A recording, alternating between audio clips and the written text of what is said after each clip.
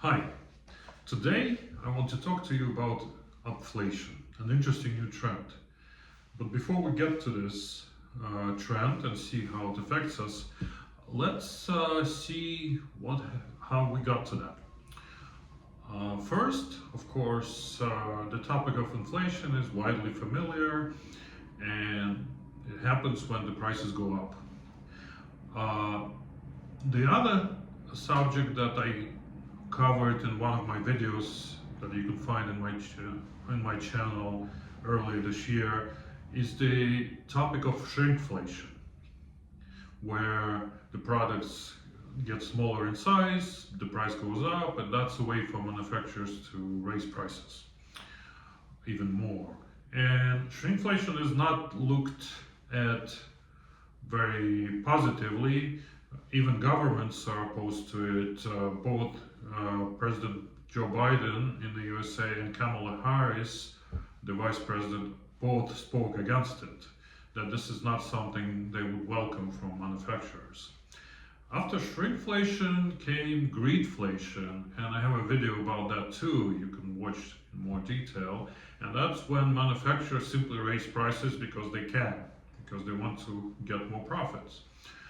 But all that took place, these things don't get looked at positively, they're not welcomed. And then there's this new trend that we're going to talk to you about today is upflation. Bloomberg was the first one to mention that.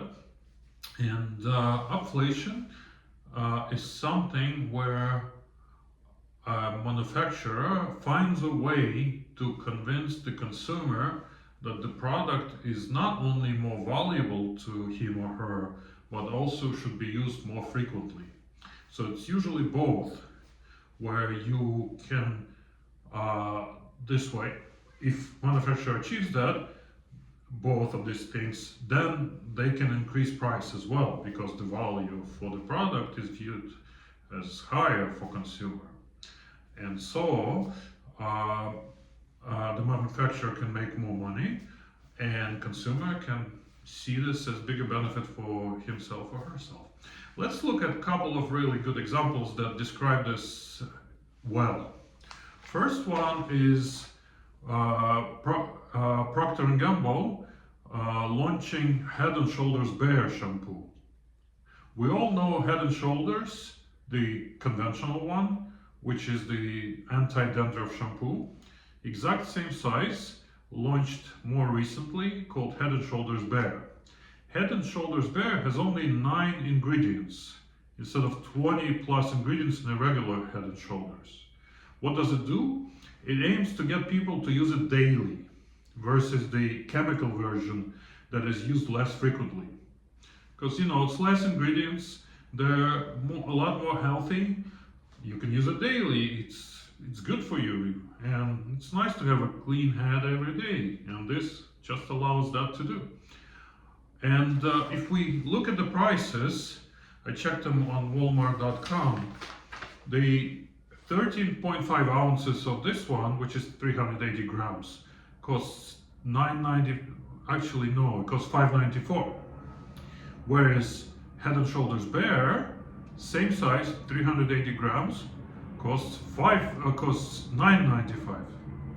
So it's actually $5.94 versus $9.95, which is extra $4, and it's 80% extra premium for exact same size, less ingredients. So what is Procter & Gamble achieving with this Head & Shoulders Bare? It's having consumers see this better product for them, even though it has less ingredients, so potentially even cheaper to make, potentially, but definitely encourages people to use it more frequently. And people are willing to pay more for it. So you charge more for the product and people use it more frequently.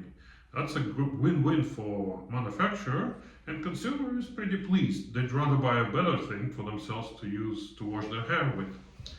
A second example I wanted to take you through is the deodorant, Old Spice. We're all familiar with conventional Old Spice deodorant. By the way, it's also from Procter & Gamble. But the other one, Old Spice Total Body Deodorant, is a novelty, advertised as a whole body deodorant, and I'll read it, the advertised message for you. Gentle enough to use all over.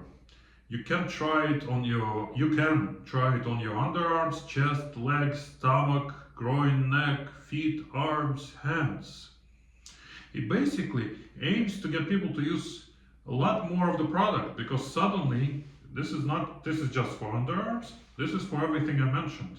So you're clearly going to use a lot more product, and you're going to use it more frequently, yeah, potentially, because maybe you use it a few times a day, yeah, for different parts of the body.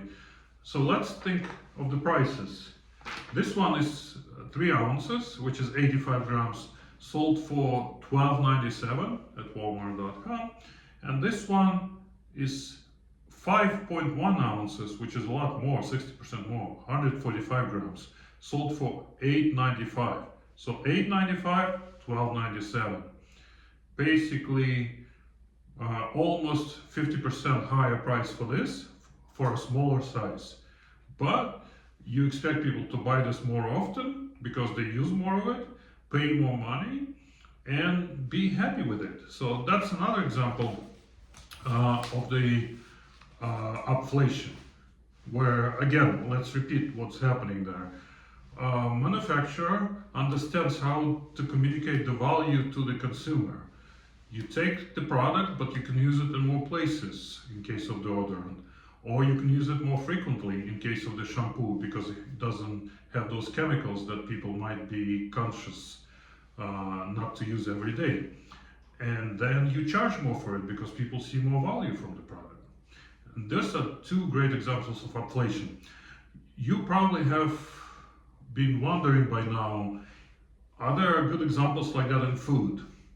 In case of food, there are not as many great examples, not like these ones too. These 2 are fantastic. In case of food, there's a good example from PepsiCo, although less successful, and that's Doritos for dinner. Clearly, usually a side dish at dinner would cost more than a pack of Doritos, but PepsiCo advertises Doritos, nachos, Doritos, that can be used for dinner instead of a side dish, which means PepsiCo can sell Doritos for more, and for people it's more value. In case of Doritos, it's not just a snack, it's also a side dish. So people would be willing to pay more for Doritos and also use it more frequently, because you don't just snack on it, you also use it as a side dish at dinner. Or use Doritos as breadcrumbs instead of breadcrumbs in your salad. Also a way to communicate better value for the product. And again, this is an example of upflation. Technically, upflation is new, but the fundamentals behind it, I would say, from foundation of capitalism, because many things that manufacturers come up with is a better version of what was there before, which allows them to, like we said earlier, charge more for it and get people to use it more frequently. Let's say, take Ozempic, which is a trend now. People take it to lose weight. It was originally used as a medicine for people with diabetes, and now it's used so widely that manufacturer can charge a lot more for it. And also there are many other smaller examples, like simple things like baking soda. You know, you can buy baking soda to clean, or you can buy an advanced cleaning product, which will clearly cost more, and you possibly will use even more of it because it's packed in such a way that you end up using more of it, and that's an example. Or just descaling your kettle. You know, it's a known fact you can do it with vinegar, just dilute it with water and just boil your kettle. Or you can buy a fancy chemical that you put inside that actually cleans it, but costs a lot more than vinegar. And also a good example how it works, where when we can deliver convince consumer that there is extra value to the product, we can charge more and we make more money, and consumer, most importantly, is willing to pay for it and is happy to pay for it. In case of the last example, descaling, it's much easier to just take a tablet, put it in your kettle, pour water and boil. Then figure out how much vinegar I have to put in. Do I have to mix water? What kind of, how to do it? It's not as clear. And that's how it works. So hopefully this was useful for you today. And if you have any questions, please drop me a line below this video. I'll be happy to see your comments if there are any questions or thoughts you want to share. And have a wonderful day. And hopefully you understand more about Upflation now, and it can work and help you make better shopping. Thank you.